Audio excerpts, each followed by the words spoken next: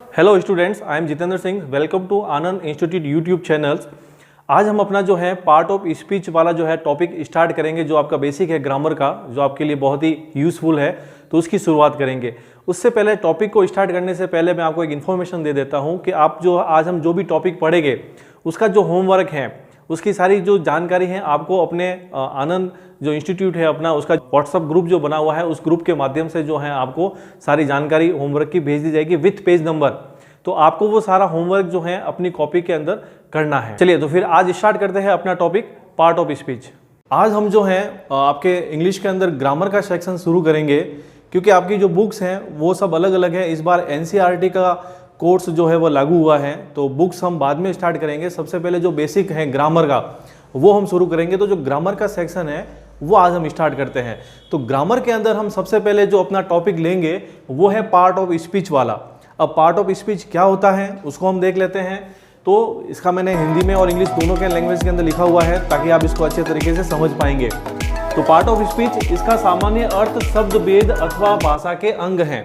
यानी कि एक जो लैंग्वेज होती है, कोई भी लैंग्वेज हो, चाहे हिंदी हो, इंग्लिश हो, या जितने भी कोई भी लैंग्वेज है, तो हर लैंग्वेज के अंदर कुछ शब्दों के भेद होते हैं, भाषा के जो है अंग होते हैं। उनको समझे बिना, उनको जाने बिना जो है हम उस लैंग्वेज को अच्छे तरीके से नहीं समझ सकते। तो इसलिए अंग्रेजी को, इंग्लिश को समझने के लिए हमें पहले सबसे पहले पार्ट ऑफ स्पीच को जो है अच्छे तरीके से समझना होगा।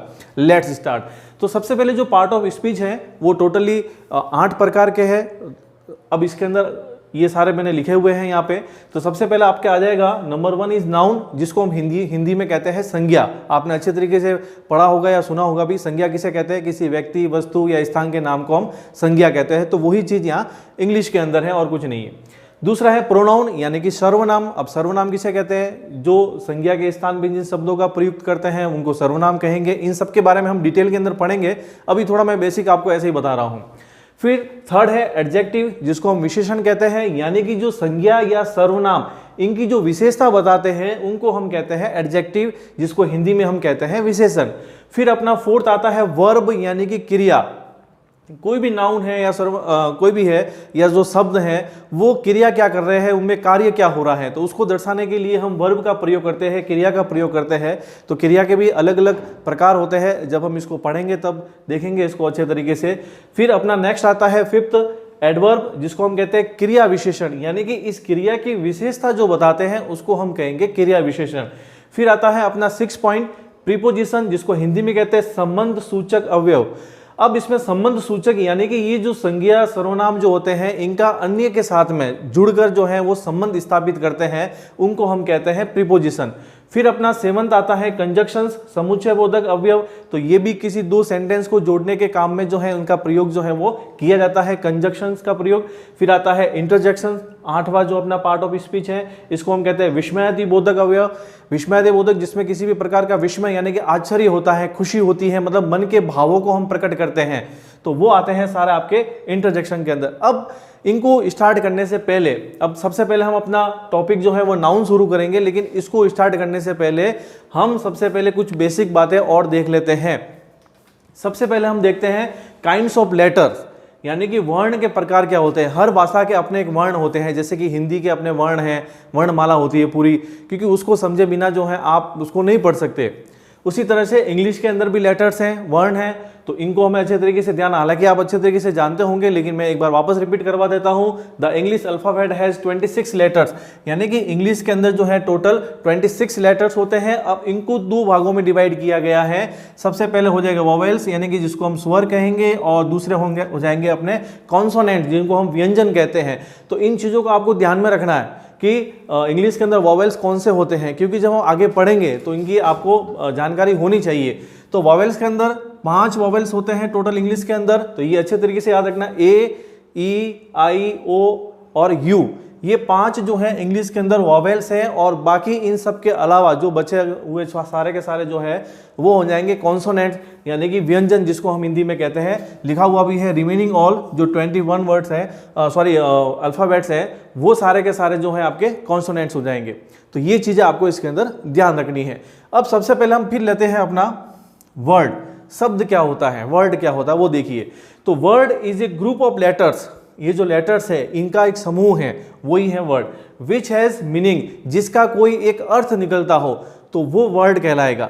अब जैसे कि हिंदी के अंदर सार्थक वर्ण समूह को शब्द कहते हैं। सार्थक वर्ण समूह का मतलब वही कि जो शब्दों का जो समूह है जिसका कोई अर्थ निकल रहा है तो उसको हम वर्ड कहेंगे। अब एग्जाम्पल मैं आपको यहाँ पे बता रहा हूँ। अगर फॉर एग्जाम्पल के लिए देखो, मैं यहाँ पे हम सब जानते हैं कि 26 लेटर्स होते हैं। मैं कोई भी एक लेटर लिख लूँ, अगर मैं यहाँ पे केवल आपके सी लिख लूँ तो इसका कोई अर्थ नहीं निकलेगा, तो इसको हम जो है वर्ड नहीं कह सकते, है ना। फिर कुछ भी इसके अलावा और कोई लिख दूँ तो उससे नहीं बनेगा। लेकिन जैसे कि सी के साथ में मैं ओ लगा दूँ, फिर इसके साथ में मैं डब्ल्यू जोड़ दूँ, तो इन तीनों को मिलके COW, काउ, यानी कि ये क्या हो जाएगा, गाय।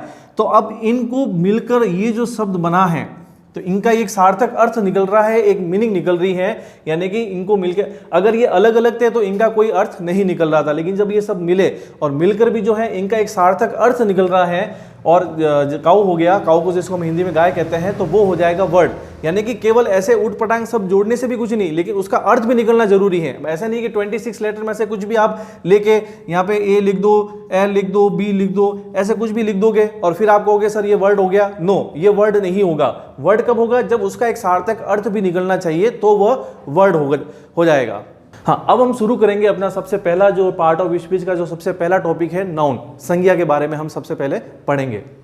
अब हम जो है अपना सबसे पहला जो टॉपिक है नाउन, वो शुरू करते हैं। नाउन यानी कि संज्ञा, जिससे आप सभी परिचित होंगे। अब हम ये जो है हिंदी और इंग्लिश बोथ मीडियम के लिए है, दोनों के लिए है, तो इसी प्रकार से चलेंगे हम। तो अपने सबसे पहला टॉपिक हो जाएगा नाउन, यानी कि संज्ञा हो जाएगा। सबसे पहले इसकी डेफिनेशन देख लेते हैं, व्हाट इज नाउन। तो a noun is a word use for naming some person, place और थिंग्स।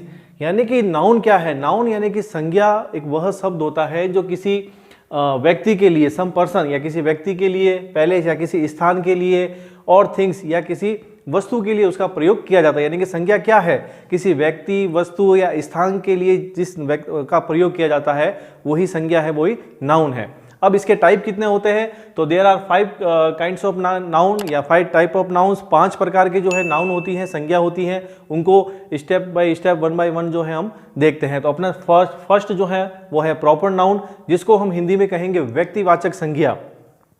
सबसे पहले इसकी डेफिनेशन देख लेते हैं। The name of particular person और पैलेस और object is called proper noun. यानी कि किसी व्यक्ति का नाम है, पर्सन है, किसी पैलेस यानी कि स्थान का नाम है, या फिर कोई ऑब्जेक्ट दे रखा है, तो ये सारे के सारे जो हैं आपके प्रॉपर नाउन के अंदर आते हैं। अब इसके अंदर एक चीज नोटिस करने वाली जो बात है वो ये है कि प्रॉपर नाउन हमेशा जो है वो कैपिटल लेटर से ही प्रारंभ होते हैं। मैंने बेस के जो अपना बेसिक इससे पहले जो आपको मैंने समझाया है उसके अंदर मैंने पूरा बता दिया था, कैपिटल लेटर्स और वॉवल्स, कॉन्सोनेंट्स के बारे में पूरा हम डिस्कस कर चुके हैं।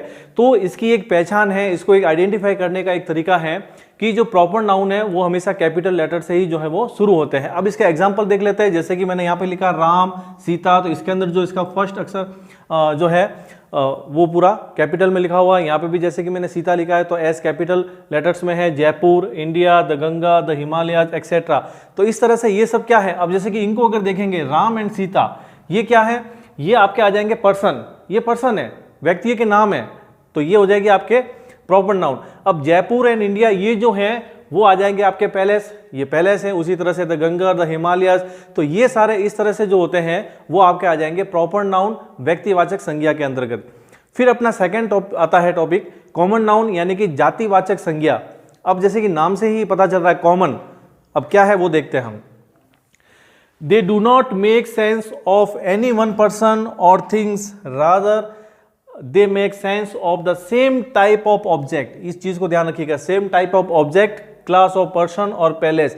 यानी कि इसमें क्या होता है कि इसमें they do not make sense of any one person और थिंग्स, मतलब इसमें किसी एक वस्तु या स्थान का नाम नहीं होता है, बल्कि ये संपूर्ण उस प्रजाति का या जाति का बोध जो है वो कराते हैं। कैसे, एग्जाम्पल देखिए, जैसे कि मैन, अब यहाँ पे लिखा हुआ मैंने man, book, city, boy etcetera, तो ये सब क्या है, मैन है, पुरुष है, तो ये पूरी पुरुष जाति का बोध करवा रहा है। यहाँ पे बुक है तो इसमें सारी बुक आएगी, सिटी है तो सारी तरह के जो सिटी है वो सारा इसके अंदर आ रहा है। बॉय हो जाएगा तो संपूर्ण, जैसे कि लड़के हैं तो वो इस पूरी संपूर्ण जाति का बोध जो है वो करवाते हैं, इसलिए इनको कॉमन नाउन जो है वो कहेंगे। अब इसके अंदर एक नोट रखने वाली बात यह है कि संसार के अंदर, वर्ल्ड के अंदर जितने भी काउंटेबल जो नाउन है अपने गिनने योग्य, काउंटेबल का मतलब जिनको हम काउंट कर सकते हैं, गिन सकते हैं, वो सारे के सारे आपके कॉमन नाउन के अंतर्गत ही आते हैं। जैसे कि अगर बॉय है तो हम इनको काउंट कर सकते हैं, सिटी है तो इनको भी हम काउंट कर सकते हैं कि ऑल ओवर इंडिया के अंदर या अपने राजस्थान के अंदर कितनी सिटीज़ हैं, बुक्स कितनी हैं। जैसे कि आपको पूछा जाए कि अभी आप जो भी जिस क्लास में भी पढ़ रहे हो तो आपके कोर्स के अंदर कितनी बुक्स है, तो हम उनको काउंट कर सकते हैं, काउंटेबल है ये। तो ये हो जाएगा। मैन है तो उनको हम काउंटेबल कर सकते हैं, जैसे कि अपना सेंसस जो जनगणना होती है उसके अंदर पर 10 ईयर के अंदर अपनी सेंसस जनगणना होती है, तो उसके अंदर हम काउंट करते हैं कि टोटल पॉपुलेशन के अंदर मैन कितने हैं, वुमेन कितनी हैं, चाइल्ड कितने हैं, तो वो सब, तो ये सब काउंटेबल है। तो ये सारे के सारे आपके आ जाएंगे कॉमन नाउन के अंदर। फिर अपना थर्ड आता है कलेक्टिव नाउन, जिसको हम कहते हैं समूहवाचक संज्ञा हिंदी के अंदर कहेंगे। तो एक ग्रुप ऑफ सिमिलर पर्सन और थिंग्स, इसमें क्या होता है कि एक ही समान व्यक्ति और वस्तुओं का समूह होता है इसके अंदर, एक ही प्रकार के सब, तो उस समूह को दर्शाने के लिए जिसका प्रयोग किया जाता है वो हो जाएंगे आपके कलेक्टिव नाउन हो जाएंगे। अब एग्जांपल देखिए, जैसे कि यहाँ पे लिखा हुआ ए फ्लॉक ऑफ शीप, तो यहाँ पे ये जो शब्द है फ्लॉक, यहाँ पे यानी कि भेड़ों का झुंड जो है, तो वो भेड़ों के झुंड के अंदर तो सारी भेड़ा आ गई, उस झुंड को ये प्रदर्शित कर रहा है, तो ये हो जाएगा आपके कलेक्टिव नाउन हो जाएगा। फिर दूसरा है ए बंच ऑफ ग्रेप्स, तो यहाँ पे ए बंच अंगूर जो है आपके अंगूरों का गुच्छा, तो उसमें सारे अंगूर आ गए, तो उस सबको जो है ये इंगित कर रहा है। फिर आ जाएगा ए हर्ड ऑफ कैटल, यानी कि पशुओं का झुंड, तो उसमें सारे पशुओं का जो है ये शब्द जो है ये हर्ड, ये सारा का सारा जो है उन सभी पशुओं के झुंड को जो है वो इंगित कर रहा है। हाँ, next is fourth point material noun, यानी कि पदार्थवाचक संज्ञा। अब इसमें क्या है वो देखिए, किसी पदार्थ या तत्व को ये इंगित करता है जिससे कि हम कोई वस्तु बना सकते हैं, किसी भी प्रकार की कोई चीज़ का निर्माण कर सकते हैं।